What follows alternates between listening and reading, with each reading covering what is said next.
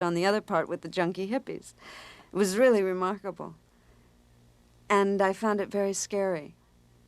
I mean, I could become a million things, but I could never become that, whatever all those people were. There were days I just couldn't do it, and then there were days I could. And then having done it a little, I could do it more. I got to know a few of them. I hung around a lot. They were very much like sculptures in a funny way. I was very keen to get very close to them, so I had to ask to photograph them. You can't get that close to somebody and not say a word, although I have done that.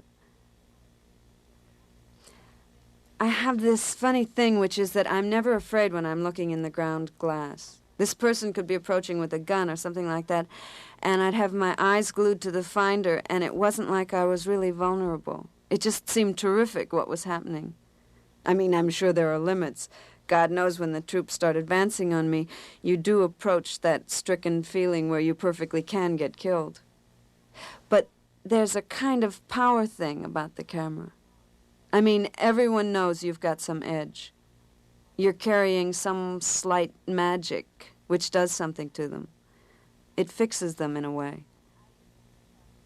I used to think I was shy, and I got incredibly persistent in the shyness.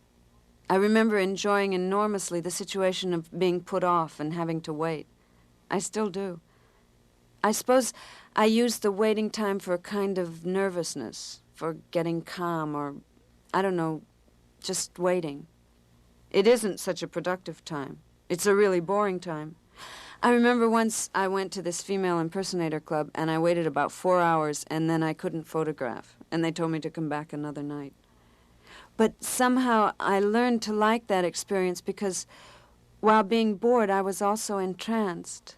I mean, it was boring, but it was also mysterious. People would pass. And also I had a sense of what there was to photograph that I couldn't actually photograph, which I think is quite enjoyable sometimes. The Chinese have a theory that you pass through boredom into fascination, and I think it's true. I would never choose a subject for what it means to me or what I think about it. You just choose a subject, and what you feel about it, what it means, begins to unfold if you just plain choose a subject and do it enough. So much of photography has been concerned, perhaps especially in recent decades, with making the photograph look good, almost with a kind of visual athletics, perhaps, with formal games that can be played so well and so enchantingly and fascinatingly with photography, or with more peripheral problems, such as how to make photography look like other fine arts. Diane knew that Edward Steichen said once that photography was born perfect, and Diane knew that. She knew that at its absolutely simplest, most primitive, most direct and unembellished way, the problem for the photographer was simply to understand absolutely and with precision and with sensitivity and with complete clarity what it was that was out there that you were looking at, and what were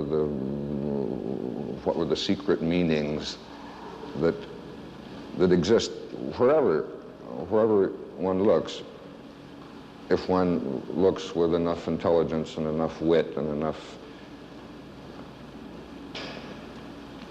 precise enough intuitions. The influence that she's had has been simply enormous, because it looked, when all of us, when we first looked at Diane's pictures, it was almost as though we were starting again, as though we were back in the days of the daguerreotype, or back in the days of Matthew Brady, and it was a new, fresh, unused medium again. All the fanciness had been stripped away, and all that was left was the marvelous, clear, airless experience of life, absolutely without any interposition of concern for effect or concern for, in a sense, any concern for art. Of course, that's not really true. She was always an artist, and she knew she was an artist. Her way of being an artist, was to conceal that fact as fully as she could from us when we looked at the pictures. The thing that's important to know is that you never know. You're always sort of feeling your way. One thing that struck me very early is that you don't put into a photograph what's going to come out, or vice versa. What comes out is not what you put in. I never have taken a photograph I've intended. They're always better or worse. For me, the subject of the picture is always more important than the picture, and more complicated. I do have a feeling for the print, but I don't have a holy feeling for it. I really think what it is what it's about. I mean, it has to be of something, and what it's of is always more remarkable than what it is.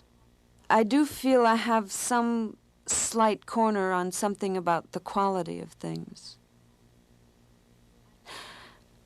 I mean, it's very subtle and a little embarrassing to me, but I really believe there are things which nobody would see unless I photographed them.